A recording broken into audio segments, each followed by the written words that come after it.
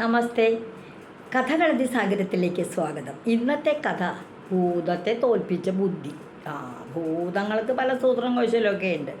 അവരെ നേർക്ക് നേർ നിന്ന് ഒരാൾക്ക് തോൽപ്പിക്കാൻ പറ്റുക അതത്ര എളുപ്പമല്ല. അതുകൊണ്ട് ഭൂതത്തെ തോൽപ്പിക്കണമെങ്കിൽ എപ്പോഴും ബുദ്ധി പ്രയോഗിക്കണം. അങ്ങനെ ബുദ്ധി പ്രയോഗിച്ച് ഭൂതത്തെ തോൽപ്പിച്ച ഒരു കഥയാണ് ഈ കഥ. ഇതൊരു അറബി കഥയാട്ടോ, നാടോടി കഥയാണ്, അറബി നാട്ടിലെ. ഞാൻ ഈ പല പല പുസ്തകങ്ങളൊക്കെ വായിക്കണേന്ന് ഓരോരോ സന്ദർഭങ്ങളിലാണ് വായിച്ചിട്ട് ഇങ്ങനെ ഓർമ്മയിൽ നിൽക്കണ കഥയാണ് കേട്ടത്. ഭൂതത്തെ തോൽപ്പിച്ച ബുദ്ധി. അവിടെ സാംബിയ എന്ന് പറയുന്ന ഒരു ചെറിയ രാജ്യമുണ്ട്.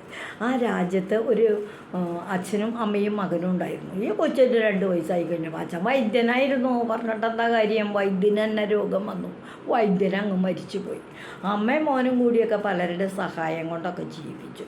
ഈ കുട്ടി ജമാലിനാട്ട് മാൻ്റെ പേര്.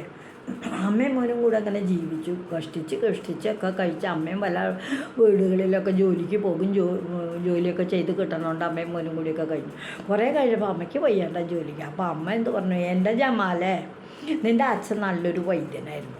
ആ പുസ്തകങ്ങളൊക്കെ അവിടെ ഇരിക്കുന്നുണ്ട്. നീ ആ പുസ്തകമൊക്കെ എടുത്ത് പഠിച്ച് വൈദ്യം പഠിച്ചിട്ട് എന്തെങ്കിലും ഒരു വൈദ്യരുടെ അച്ഛന് നല്ല പേരല്ലായിരുന്നോ, നീ ഒന്ന് ശ്രമിച്ചു നോക്ക്, നമുക്ക് ജീവിക്കാൻ വല്ല സൗകര്യങ്ങളും അതിൽ നിന്നുണ്ടായാലോ എന്ന് പറഞ്ഞു.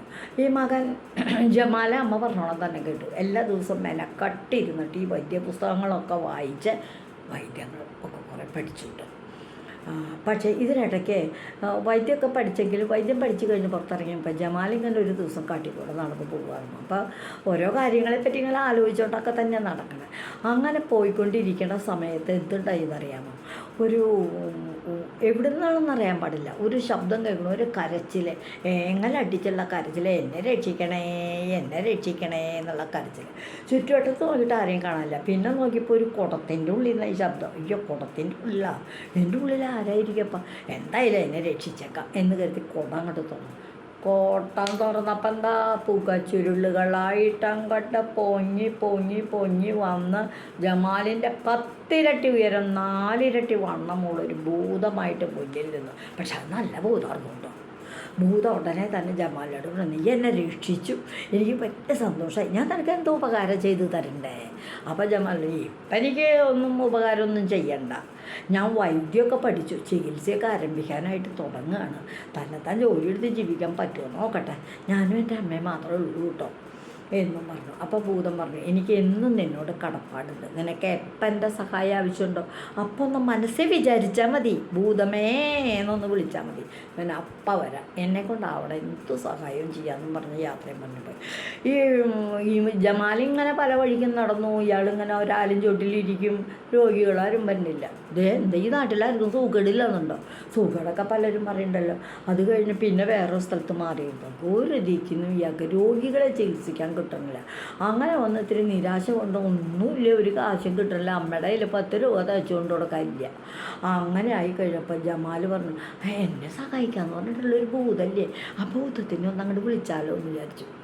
അപ്പോൾ സ്മരിച്ച മാത്രയിൽ ഭൂതം വന്നു.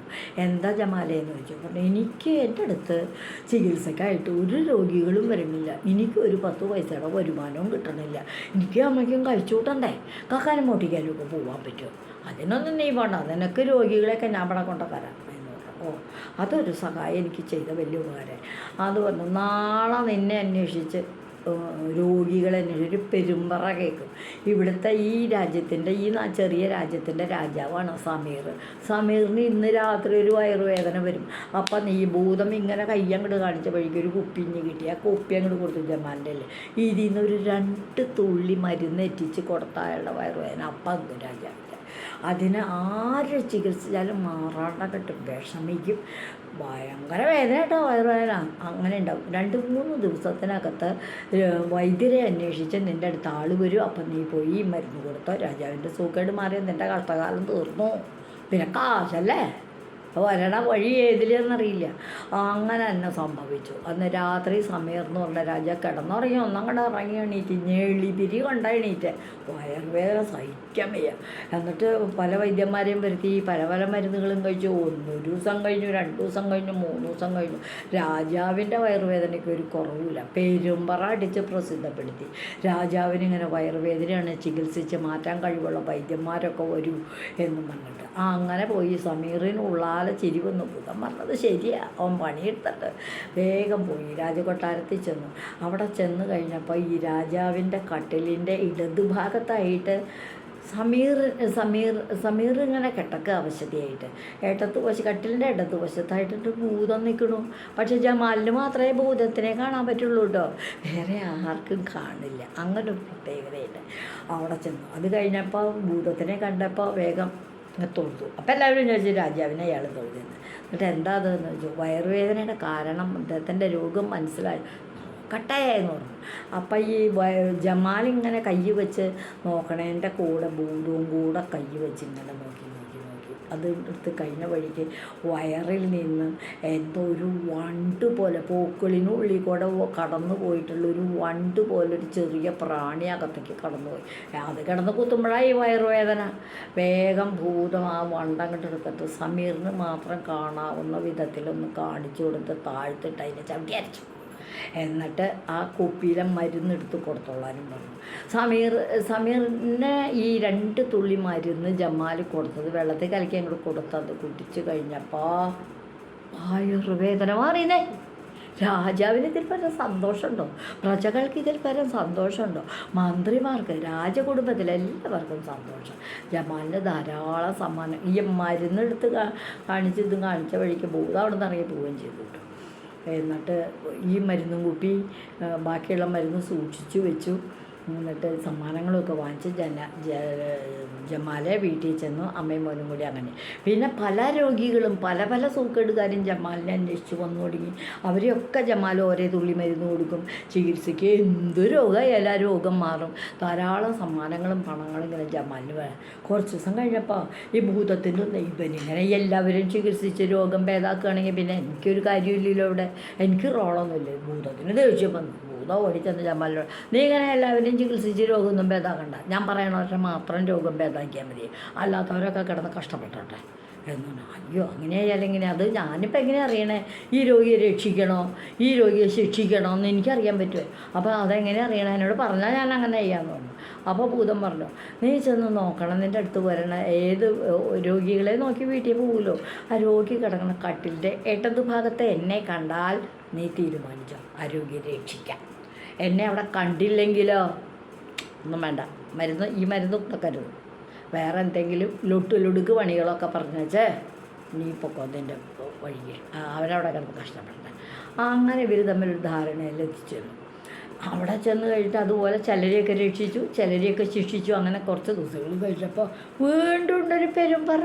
ഇതെന്തൊരു കഥയാണ്? അപ്പം ശ്രദ്ധിച്ചപ്പോഴല്ലേ മനസ്സിലായത് ആ രാജ്യത്തെ രാജകുമാരിക്ക് അതികലശലായ തുള്ളപ്പനി. എന്താ ഈ തുള്ളപ്പനി? കേട്ടക്കയിൽ കിടക്കാൻ നിർത്തില്ല, കിടന്നങ്ങനെ തുള്ളുക, തുള്ളി ചുട്ട് കൊള്ളണ പനി. അടുത്തൊന്നും ഒരാൾക്ക് നിൽക്കാൻ വയ്യ.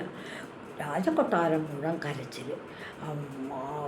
കൊട്ടാരത്തിലെ അന്തേവാസികൾ തന്നെയല്ല, കേട്ടോര് അയ്യോ സുന്ദരിയായ രാജകുമാരിയല്ലേപ്പാ, എന്തൊരു രോഗം വന്നപ്പാ എന്നും പറഞ്ഞിട്ടുണ്ട്. അങ്ങനെ പെരുമ്പറ കേട്ടിട്ട് ജമാൽ അവിടെ ചെന്നപ്പോൾ രാജകുമാരി കേട്ടപ്പോഴും അങ്ങനെ തുള്ളിക്കൊണ്ടിരിക്കുന്നു. വേഗം നോക്കുമ്പോണ്ട് കട്ടിലിൻ്റെ ഇടത്ത് ഭാഗത്ത് ഭൂതം വന്നേക്കണു. അപ്പം എന്താ ഇതിൻ്റെ അർത്ഥം? ഈ രോഗിയെ രക്ഷിക്കാം. ശരി എന്ന് പറഞ്ഞു. വേഗം കൈ വെച്ച്, എവിടെയായിട്ടാണ് രാജകുമാരിക്ക് വേദന എന്ന് പറഞ്ഞ കൈ ഇങ്ങനെ വച്ചോട് കൂടിയിട്ട് ആദ്യം ഭൂതം കൈ വെച്ചു. ഭൂതത്തിൻ്റെ കയ്യിൻ്റെ മുകളിലായിട്ട് ജമാലും വെച്ചു. അങ്ങനെ തടവി പോയി കഴിഞ്ഞപ്പോൾ ഏത് ഭാഗത്തെ നെറ്റിയുടെ അവിടെ ചെന്ന് കഴിഞ്ഞ് തല ഇങ്ങനെ തടവിപ്പോൾ നെറുകയിലിങ്ങനെ ഏതാണ്ട് കള്ളി പിടിച്ചിരിക്കണ പോലെ. ഇതെന്തൊരു സാധനം? അത് കല്ലച്ചിരിക്കട്ടല്ലോ, വല്ല കല്ലറ്റിയാണ്. വേഗം ഇങ്ങനെ ഇളക്കി, ഭൂതം ഇങ്ങനെ ഇളക്കി കഴിഞ്ഞ് സമീറിൻ്റെ ജമാലിൻ്റെ കയ്യിലേക്ക് അങ്ങനെ എടുത്തു കൊടുത്തു. അതെന്താർക്കുന്നു? ഇതേപോലെ തന്നെ ഏതാണ്ട് ഒരു കൂട്ടം കഠിനമായ കൊമ്പുള്ള ഒരു തരം ചെറിയ പ്രാണിയാണ്. ആ പ്രാണി ഇങ്ങനെ തലകുത്തണ കാരണം കുത്തുമ്പോൾ രാജകുമാരി തുള്ളിപ്പനിഞ്ഞെടുത്ത്. വേഗം അതെടുത്ത് കളഞ്ഞു. ആ ഭൂതം കൊടുത്ത 2 തുള്ളി മരുന്നും കൊടുത്തു. രാജകുമാരിയുടെ സൂക്കേട് മാറി. രാജകുമാരിയെ ചികിത്സിച്ച് ഭേദമാക്കിയതിന് ആ രാജാവ്, സമീർ രാജാവ്, ജമാലിന് ഒരുപാട് സമ്മാനങ്ങളും ധനവും പണക്കിഴിയും ഒക്കെ കൊടുത്തു. പട്ടുവസ്ത്രങ്ങൾ കൊടുത്തു, ഉമ്മയ്ക്ക് അതൊക്കെ കൊടുത്തു. അതെല്ലാം മേടിച്ചുകൊണ്ട് അപ്പോഴത്തേക്കും ഭൂതത്തിനോട് നന്ദിയും പറഞ്ഞുകൊണ്ട് ജമാൽ വീട്ടിൽ പോയി. അങ്ങനെ അമ്മയും മോനും ഭൂതവും കൂടിയായിട്ടൊരു കരാറിൽ ഒപ്പുവെച്ച് കരാറുമൊക്കെ ആയിട്ട് സുഖമായിട്ട് ആ നാട്ടിൽ ജീവിക്കുകയും ചെയ്തു. ഇതാണ് ഇന്നത്തെ കഥ. ആ രോഗം മാറിയ മരുന്ന്, ഇതിൻ്റെ ഭൂതത്തിൻ്റെ കഥ, അറബി കഥയെന്ന് ഞാൻ പറഞ്ഞല്ലോ. ആ കഥ ഭൂതത്തെ തോൽപ്പിച്ച ബുദ്ധി. അത് കഴിഞ്ഞ് പിന്നൊരു ദിക്ക് ചെന്ന് കഴിഞ്ഞപ്പോൾ ആ ഭൂതം വന്നിട്ടുണ്ട്. പക്ഷെ സമീറിന് ഈ കാശ് കിട്ടി നല്ല മോക്കായി. പിന്നെ ഒരു പണക്കാരൻ്റെ വീട്ടിൽ ചെന്ന് കഴിഞ്ഞപ്പോൾ സമ്മതിക്കണില്ല, ഭൂതത്തിനെ കാണാനില്ല. ഭൂതം വലതുവശത്ത് വന്നു. അതിൻ്റെ അർത്ഥം അയാളെ രക്ഷിക്കരുതെന്ന. ഉടൻ തന്നെ ജമാൽ വിചാരിച്ചു, ഇതിപ്പോൾ ഇയാളെ രക്ഷിക്കാണ്ടും പറ്റില്ലല്ലോ, ഭൂതമാണെങ്കിൽ നിൽക്കണം വലതുവശത്താണ്. ഉടൻ തന്നെ ജമാൽ എന്തോന്നാ, ആ കട്ടിലിങ്ങോട്ട് തിരിച്ചിടൂന്ന് പറഞ്ഞു. കാട്ടിൽ തിരിച്ചിട്ടപ്പോൾ ഭൂതം ഇടതുവശത്തായി. ഉടൻ തന്നെ സമീറും മരുന്ന് കൊടുത്തു. അയാളുടെ സൂക്കേട് മാറി. അങ്ങനെ ഭൂതത്തെ തോൽപ്പിക്കുന്ന ആ കട്ടിലങ്ങോട്ട് തിരിച്ചിട്ട് ഇടതുവശത്ത് നിൽക്കുന്ന ഭൂതത്തെ, വലതുവശത്ത് നിൽക്കുന്ന ഭൂതത്തെ ഇടതുവശത്താക്കി മാറ്റിക്കൊണ്ട് ചികിത്സ നടത്തി ധാരാളം പണം വാങ്ങിച്ച് ജമാൽ അങ്ങ് വീട്ടിൽ പോവുകയും ചെയ്തു. ഇതാണ് ഭൂതത്തെ തോൽപ്പിച്ച ബുദ്ധി എന്ന ഇന്നത്തെ കഥ. ഇതുവഴി വന്നാലും ഇത്തിരി നേരമിരുന്നാലും കഥകൾ കേട്ടാലും കളിയായി പറയും കഥയാണേ, കാര്യം പറയും കഥയാണേ.